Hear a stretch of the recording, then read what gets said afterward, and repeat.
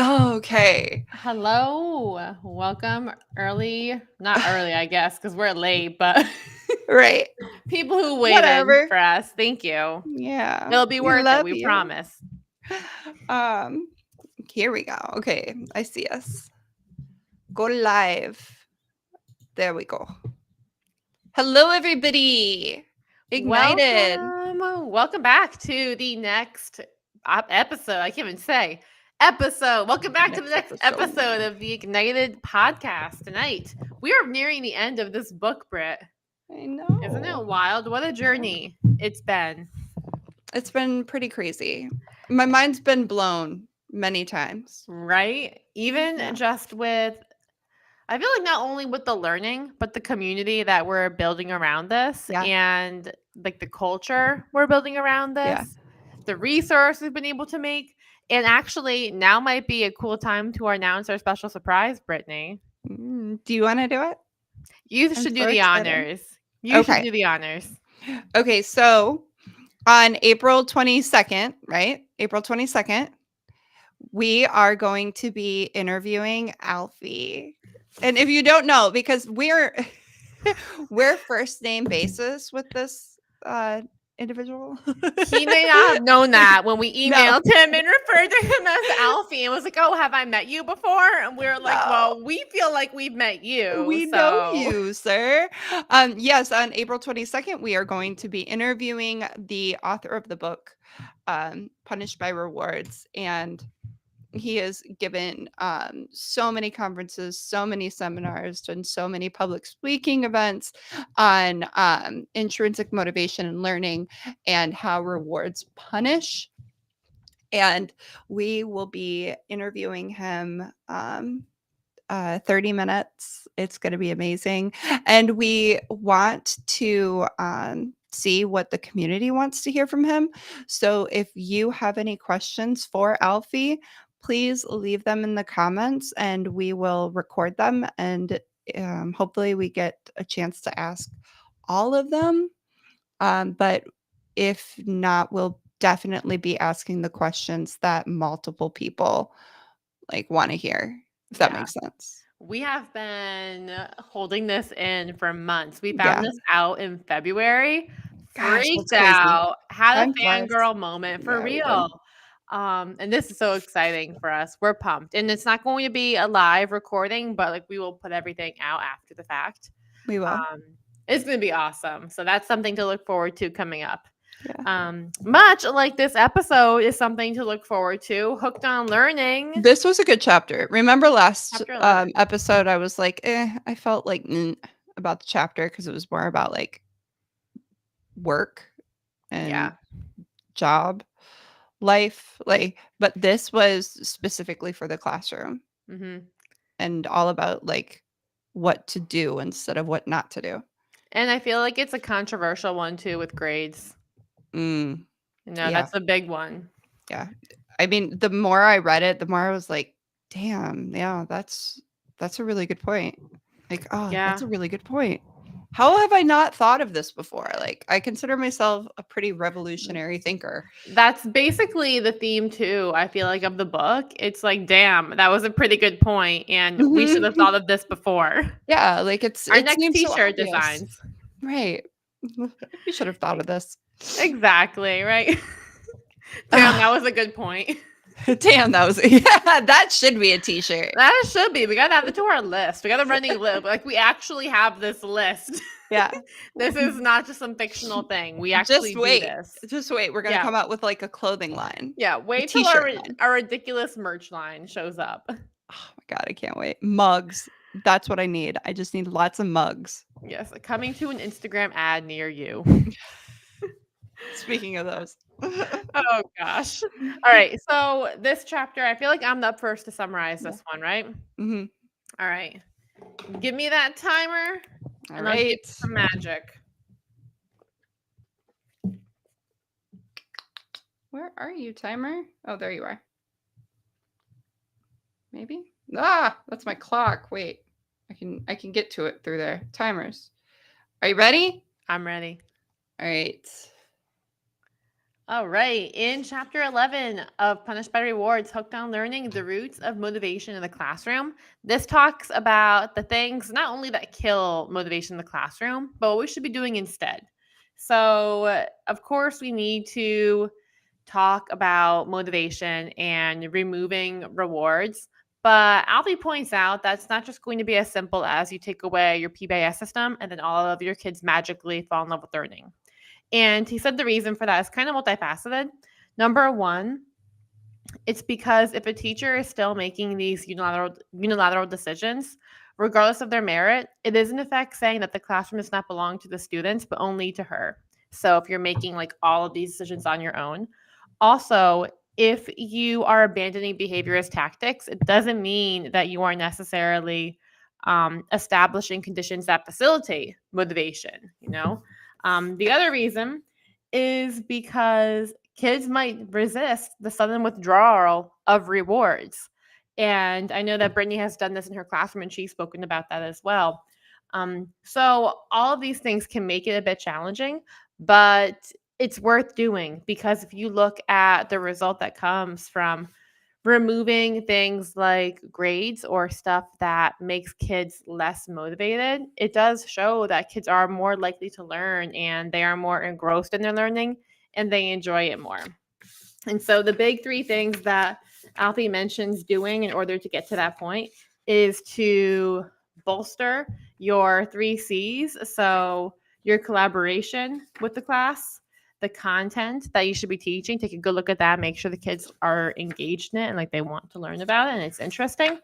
And then the choice. So giving them choice, promoting autonomy, doing those things will help improve motivation in your classroom. Boom.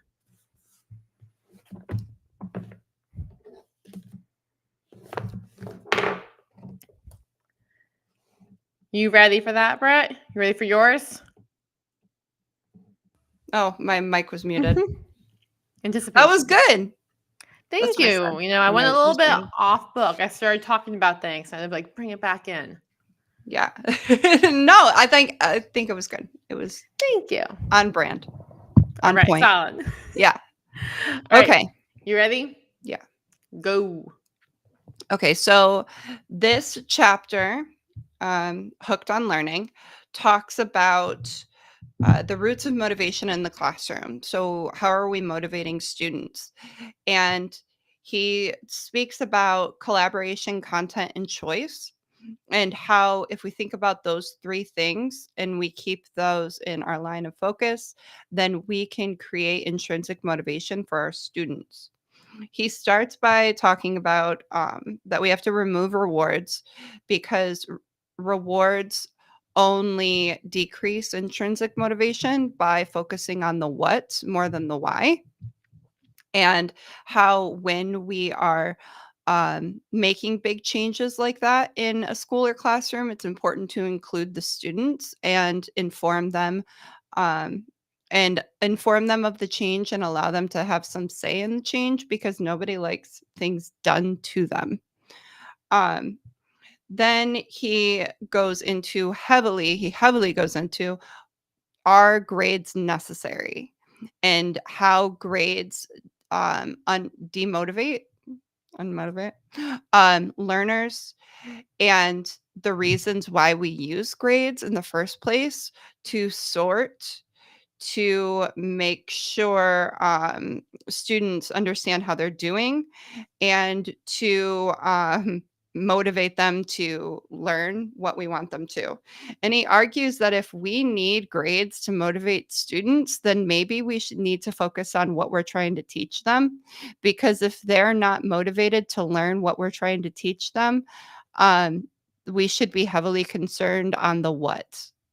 If they're not finding what we're doing interesting, then we need to be asking, should we be like, can we present that information in a different way? Like, how can we make that information more interesting and relevant to their lives? All Yeah. right. Nice. I always Mhm. love that we pull out different things in our summaries. Yeah.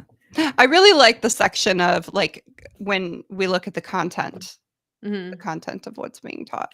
Well, why don't we start with that then? Can we start with your favorite quote? Well, my favorite quote was that students nobody likes things done to them. Mhm. But I would say let me pull a quote that I highlighted from um, the content section. Yeah. Not learning is discovery. Actually, let's do emphasize understanding improvement. Okay, so I'm looking at the section learning as discovery and Mhm. how he talks about like discovering. We should be emphasizing discovering something rather than learning it. Mm. And the bullet points, they're not really what I want to emphasize. If you want them to accept, much less actively support, no. Um, de-emphasize Well, the actually, grades. the bullet points might be good for people to hear who haven't read the chapter. Okay.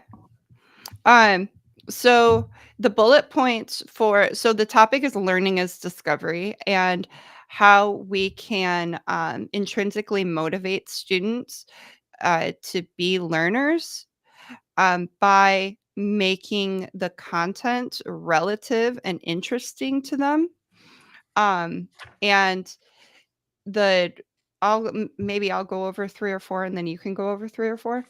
So the Mhm. first one is allow for active learning.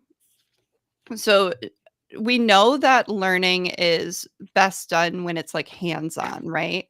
So active hands-on activities that is not just focused on like rote memorization. Um, try to weave those opportunities into your instruction. Second bullet point is give the reason for an assignment. So people, not just kids, anybody, whether it's teachers going to a PD or it's somebody sitting in, like a workshop, if you don't know why you're there or what you're supposed to be learning, then it's really hard to make You are connections. mentally not there. Yeah, yeah.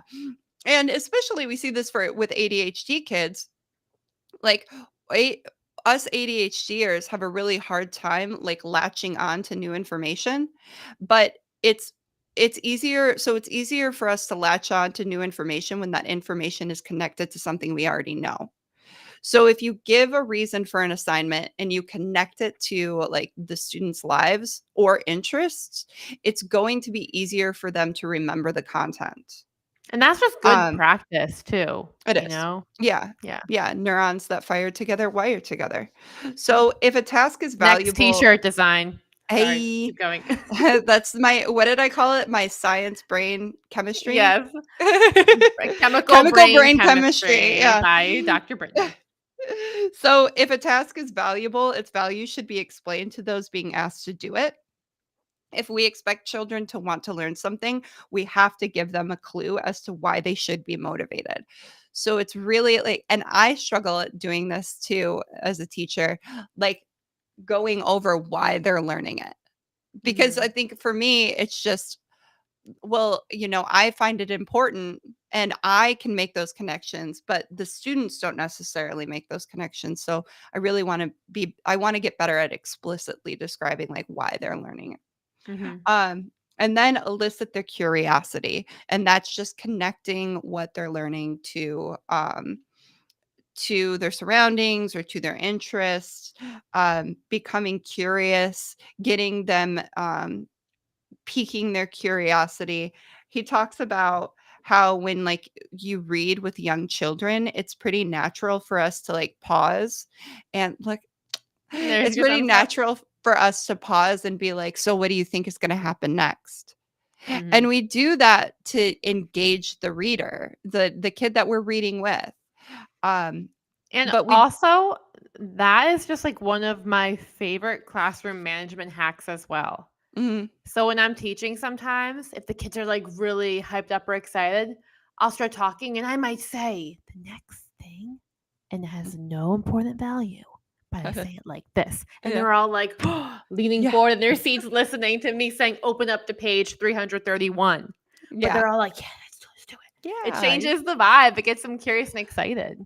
It does, and like those creative, simple techniques that just like create. So novelty or interest, those are really good ways to like hook your students or like Mhm. refocus them. And then do you want to do the last two, the set an Yeah. example? Yeah, so I think the setting example is really important. So for Mhm. us as the teacher to share out what we find enjoyable about school. And for me, especially, I feel like with my face as well, I have to watch this one because I've had kids come over to me and they're like, "Do you enjoy teaching?" And I'm like, "Yeah, I love it." No. And they're like, "You look kind of upset sometimes." And I'm like, "Oh, my face looks like this." And they're like, "Yeah." I'm like, "Oh, no, that's just my resting face. I'm just chilling. Like, I'm just thinking about what you guys are working on, what we're gonna do next week. But I'm just gonna do it looking like this." Remember, So, I think I had you do the oh yeah, moving it with the sign. yeah. Looks like a Renaissance painting of Thank you, like thank you. There are worse things I've been compared to. So yeah, setting an example for the kids. And I highlighted that teachers can also set an example by admitting when they don't know something, by demonstrating tenacity in the face of failure, by Mm, questioning the conventional wisdom, and by showing how they make sense of a piece of writing that's hard to understand. And I've actually thought about doing different things to model failure because I want kids to see how normal it is to learn things. Because oftentimes they'll come over to me and they'll be so upset about something. And they're like, "Oh, I didn't understand this." I'm like, "But you're 12. yeah. Like that's okay. You're going to learn this stuff eventually. It just takes time." Like one of them was telling me the other day, I don't even teach math, but they were talking to me about like the fractions or ratios or something. And I'm like, "You're 12. You've got time. Like it'll click. Just got to give it some Yeah. time and practice." But I thought maybe if I like try to learn the violin, or if I practice learning Portuguese Mm, on Duolingo with them and they can see me forget the mhm, word, especially if they're native speakers, they'd be like, "You don't know that word?" But mhm. like you can model that learning with them and normalize it. And then finally, to welcome mistakes and to show that, they're information. Mistakes is information for us to change what we're doing and get a different result. I want to emphasize that point where like it is so important for teachers to be students. So Hmm. we never forget what it's like to learn something new. Yep. I mean, a part of my ADHD is that I just like I attach myself to learning new things because I'm definitely like an absorber of information. I've tried to learn how to code, how to play the cello, how to play the ukulele, which I'm pretty good at now. Um, I started a business, like blogging, writing. Like I just try I learn all of these new things and that does help my perspective when I'm in the classroom of what it's like to be a learner, what it's like to be a student. And that helps you empathize with students way more. It does. Like even when I went back to grad school, I remember Mm, getting assignments. Like even honestly, even doing the book club, like I check how mhm. many pages each chapter is before reading it to figure out Yeah, what kind of commitment we're looking at. yeah. Or in grad school when I get assignments I didn't like, or if I knew I had to like have a paper due and I was like, "Oh, what am I gonna do?" I would be in my chair, lean back and go, "Oh," Mhm. in my chair. And then this was years ago, and I was like, how many times have I gotten on kids for when I tell them you have to do the assignment, they go, "Oh," and I'm like, "Don't do it. That's disrespectful." Mhm. And I'm like, Uh, "I'm doing it because I just don't want to do all this work. It's a right. lot." Yeah. And it's not the act of learning, it was the work on top of a schedule, Yeah. Yeah. you know? Which he mentions that how like they learn um how it's important or not how it's important, but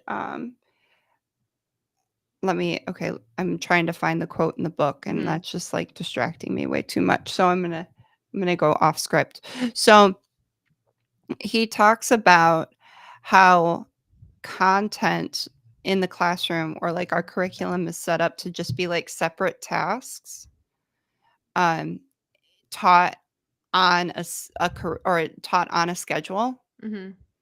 and that can be incredibly unmotivating to people because when it like puts pressure on how much you should know and when, and that's not how people learn. Like people don't learn linearly. Yeah.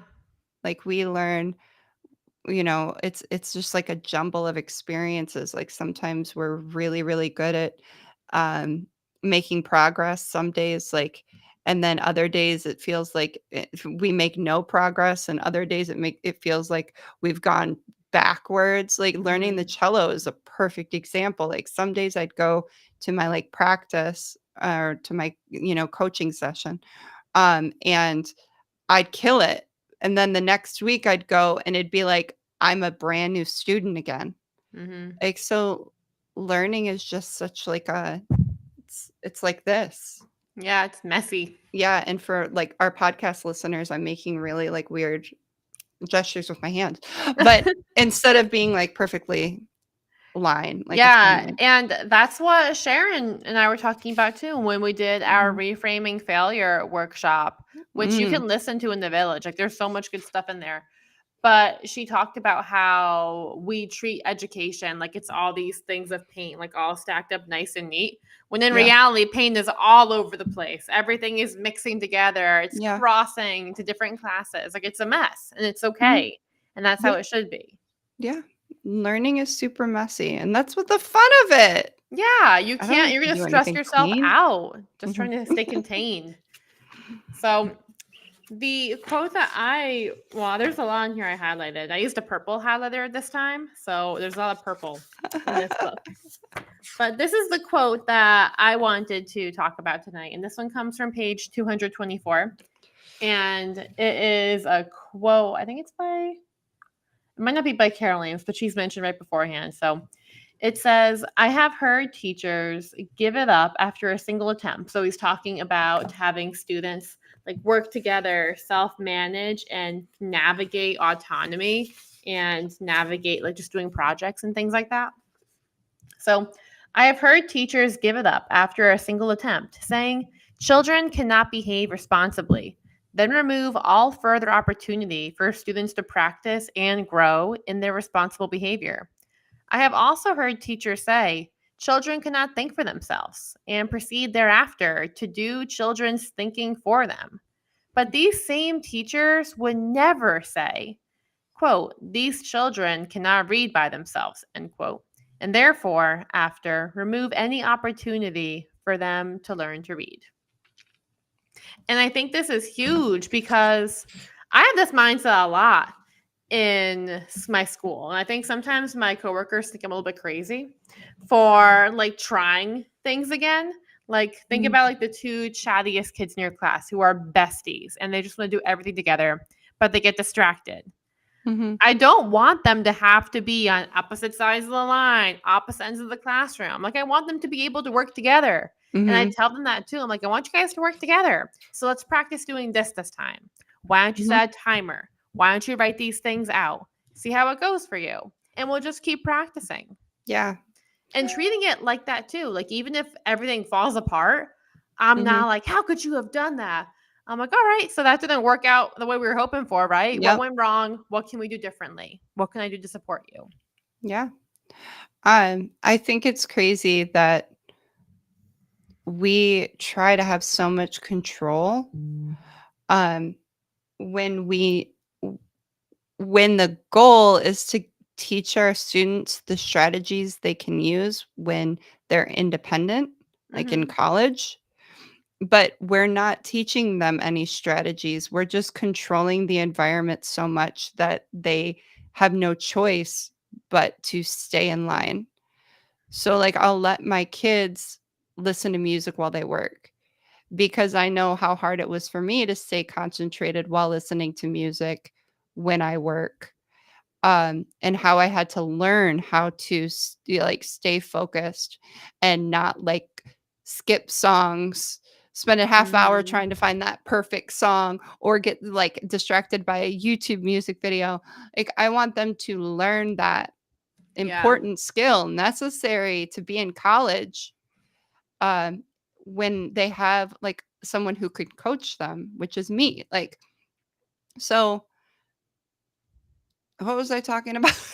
Like, just the importance of, letting them experience, like, failure and the independence Mhm. and be able to manage, like, working with your Yeah. bestie. Learning how You to manage yourself. Yeah, like, when you start a job, especially, like, in our, like, 18 when we're 18, 19, we will become best friends with someone we work with, right? Like, Yes. at that time, that's when we find, like, our adult friends, and if you don't know how to manage how to work with your bestie, Mhm. y'all are gonna get fired, like, Yeah, because it's you're not not gonna gonna go get well. anything done.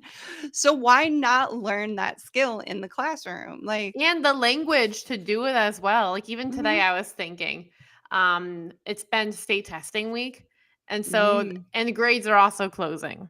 mhm, So just double whammy. And in the afternoon, my after testing all day, mind you, I've been having the students build an archaeological site. So my classroom looks like, at the end of Costco, how they have all those boxes you can grab and put your yes. groceries in.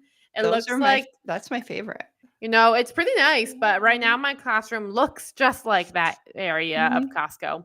So it's a hot mess express. Plus, I have like yeah, all my anchor charts covered up for testing. So my room is in disarray at the moment.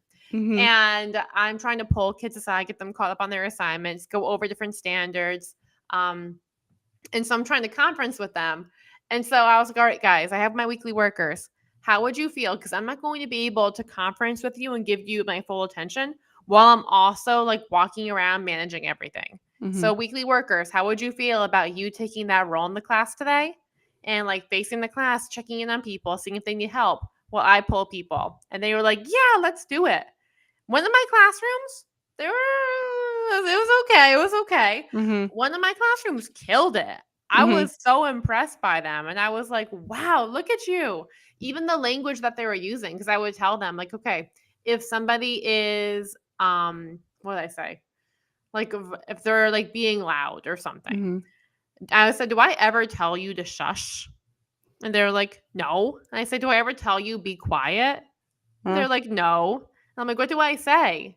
And they're like, "You ask us if we need help mhm, or if we need something." And I'm like, "Yeah, mhm, so go check in, see what's going on. Maybe they're excited about something." But you want to have an asset-based lens when you approach the situation. And like I was giving them different sentence starters to use to talk to yeah, their classmates. So it was really cool yeah, watching them take charge like that. yeah. Giving them the language to help each other, which that's another thing. This is why we had hour-long episodes. This is why. But Last okay, rabbit so hole. yeah.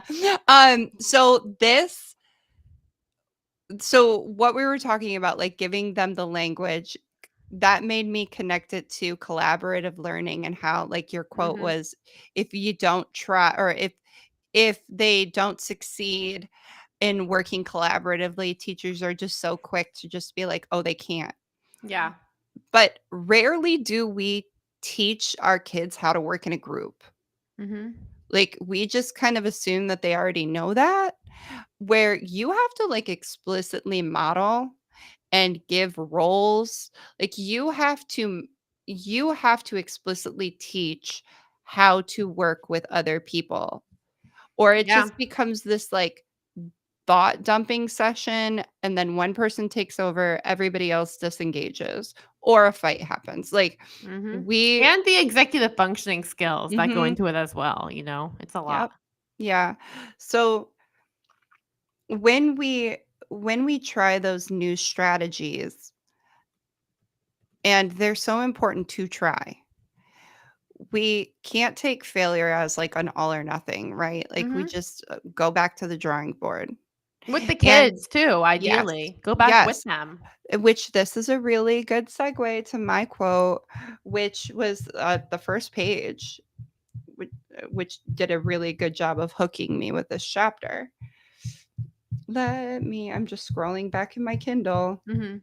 And while you're Um that's what that is. I hear the tapping noise over there. oh, That's yeah, the yeah, yeah, aggressive that's me. scrolling you've I got, know, Britt. I'm very aggressive in my scrolling. Did you find it? Um, yes. Okay. So, um, I'm gonna read this. I'm just going to kind of like chop this up and read it. Like it's like 2 sections. So the section is called Remove the Rewards. And Alfie writes, if a teacher stops using extrinsic motivators tomorrow, students are not going to be leaping out of their seats cheering, hooray, now we can be intrinsically motivated. Mm-hmm. And there are 3 reasons they won't do that. First, they were not consulted about the change. A teacher who makes unilateral decisions, regardless of their merit, is in effect saying that the classroom does not belong to the students, but only to her, and their preferences do not matter. People do not usually cheer when things are done to them. That is why teachers contemplating a new way of doing things ought to bring the children in on the process. In this case, by opening up a discussion with them at a level appropriate to their age about why people learn and what impact rewards really have. So this goes for any strategy you're trying to implement, include the kids. And I think this really emphasizes a point that I've been like, it's just been slowly like I had this veil in front of my face for some reason, and the veil was like seeing children not as human beings, but like as just like I don't know, I don't even know how to describe it. Seeing them as just maybe like vessels that I needed to dump information into, and morals, and like little, I don't know, like little, I don't even know. Like I was going to say robots, but that absolutely makes no sense.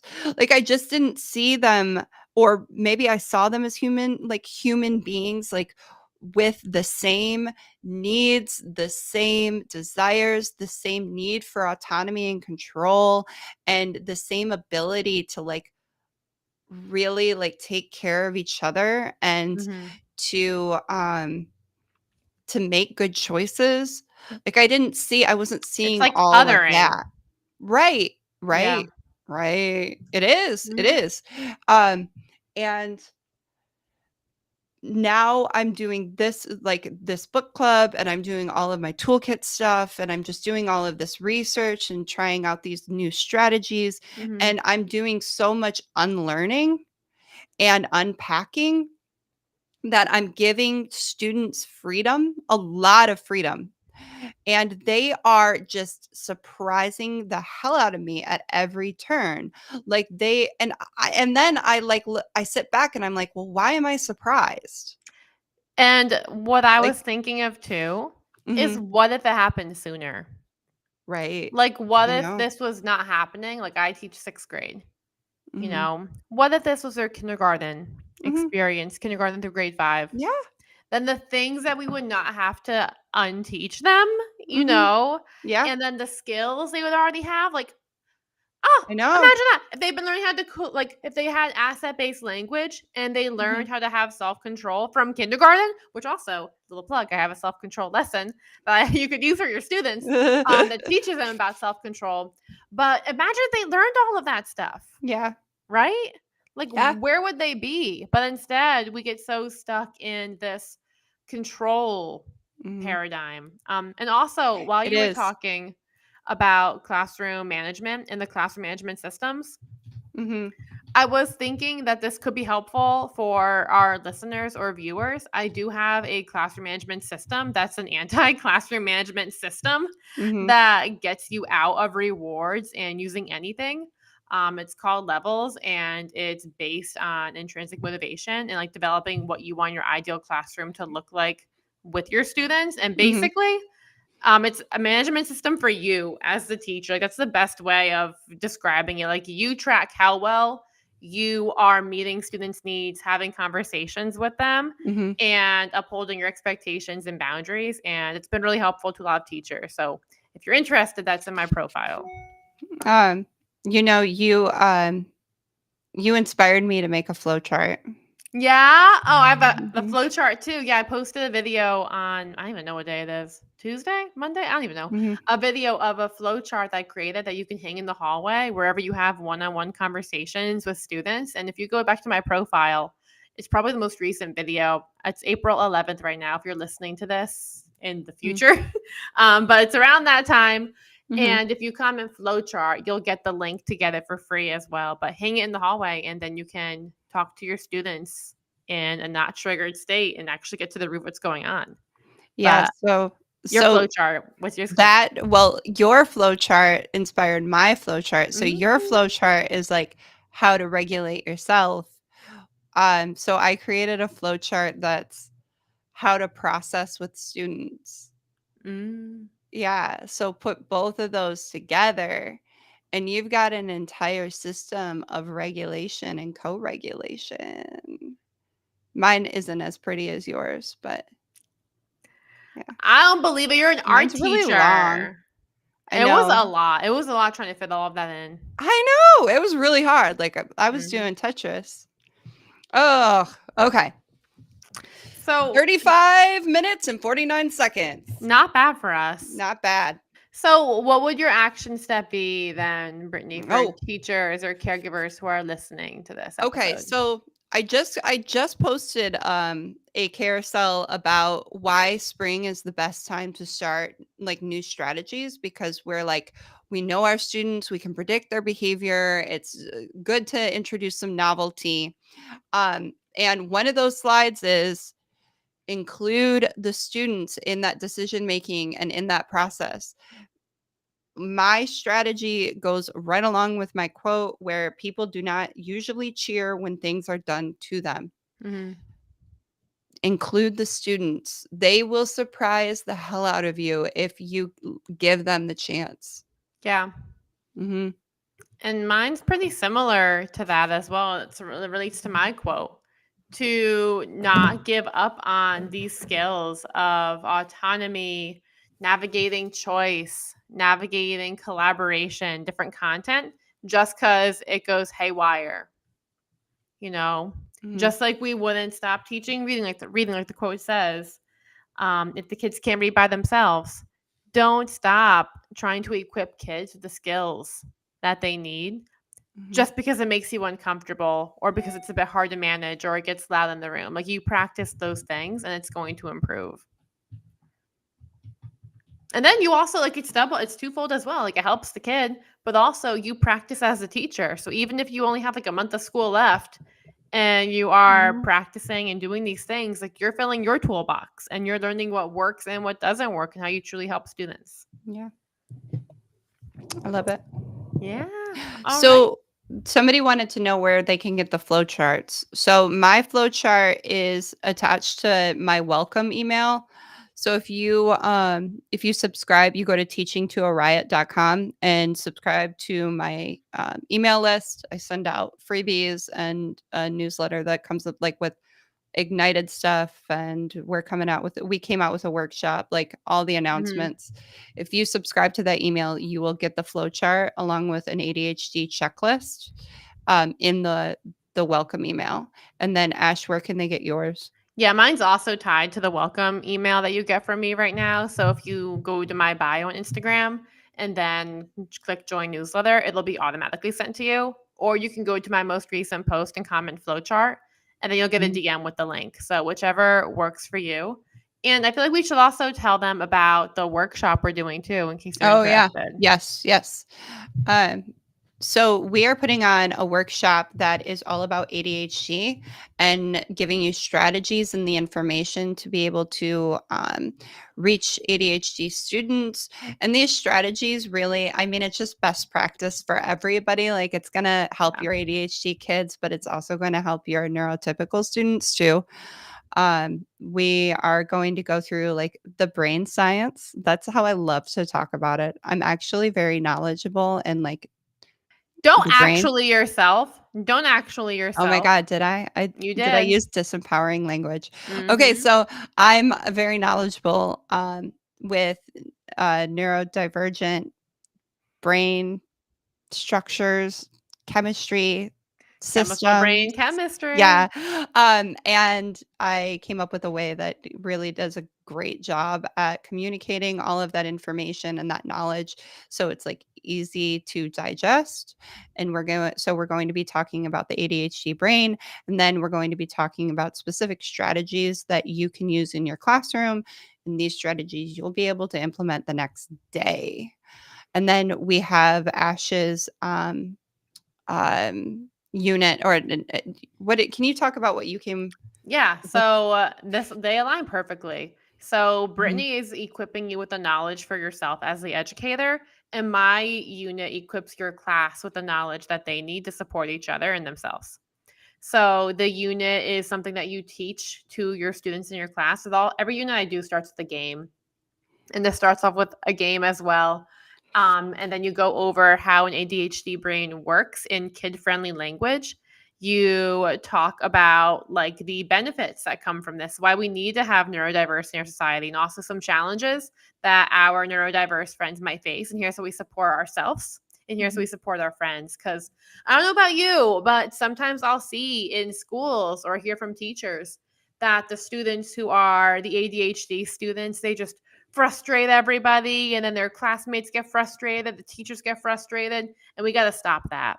So this creates an inclusive environment that fosters joy, sense of belonging, Mhm. and supports students in the process. So all of this, this is going to be an epic It is. I'm really excited workshop we're for it. doing, and we can give you PD hours as well. Heck Yeah, we are going to give you a certificate. You'll Woo! get credit with your school to come hang out with us. Yeah, have them pay for it. Yeah, exactly. So if you want, we're actually doing pre-sale right now Yeah. till the end of the week. So we got a couple more days. So if you are interested in joining the workshop, we'll have that in our bios. Yes. And if you use code early, that will work and give you a coupon till the end of the week. So if you want to come, you got a few more days to get that discount and join us. Yeah. All right, Ash. It's been real. Yeah, it's been real. Don't we have a Yes. sign off that we do? We do have, I mean, mostly. All right. So thank you for listening to this week's episode of Ignited. We hope this episode left you feeling remoralized. And re-energized. And until next time, Bye. I'm Ashlyn.